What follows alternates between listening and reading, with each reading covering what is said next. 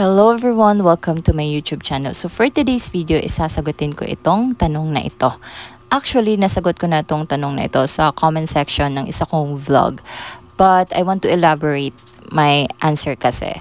Maganda naman yung QQE English, lalo na sa mga first timer pa na magtrabaho, di ba? They are friendly sa mga kakagraduate lang ng college at yung mga taong gustong take ng licensure exam or gustong mag-aral or mag-masters ng kanilang kurso. Maganda siya in a way na they are friendly or they are giving opportunities sa mga taong nagsa-start pa lang sa life, especially dun sa mga galing sa malalayong lugar na walang masistayhan sa city or gustong magtrabaho sa city. Ang QQE English, nag-offer sila ng accommodation during your training and after your training if wala kang masistayhan sa city. Dati, yung capsule namin, we've stayed for like a month during sa training and it's actually free. But right now, may mga changes, may mga pagbabago. So, kung dati 1 month lang yung free na accommodation mo sa kanilang capsule, I think right now it's 2 months na. For 2 months, free yung accommodation mo.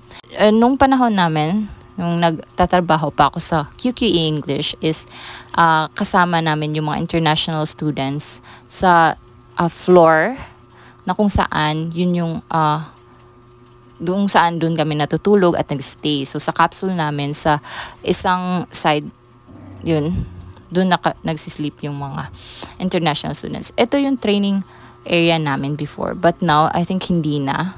Ang dami ng mga changes doon.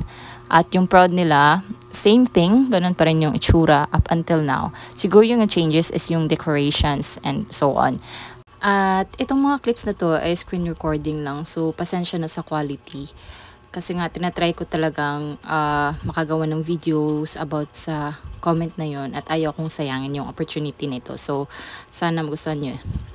At ito talaga, Instagrammable talaga, friendly yung But ito yung pinakagusto ko doon, yung training nila. Though hindi madali, but your skills, yung knowledge mo, mas nai-enhance. Though nakakaiyak, but laban lang. So, yung rason ko talaga kung bakit hindi na ako nagtatrabaho doon is nahirapan akong mag-adjust at hindi ako sanay na malayo sa family ko. I was getting sick as I worked there. Hindi na ako nakakain ng sakto or ng tama. Tapos, nahirapan ako mag-adjust sa schedule. Lalo na you'll be working for 6 days a week. Kasi nga, we're probationary pa. And hindi kaya ng katawan ko. But what I do like there is I meet amazing people. I've learned a lot. I was able to enhance my capabilities, my communications, and so on. Ang daming taong or mga friends ko na nag-boost ng confidence ko. This clothes, I don't usually wear this, but because of my friends, I actually did. At guys, nagpaplano po pala ako na gumawa ng vlog sa mga nabili kong ukay-ukay na damit. Sana supportahan nyo ako doon. At ngayon, sasagutin ko na ang tanong na yun.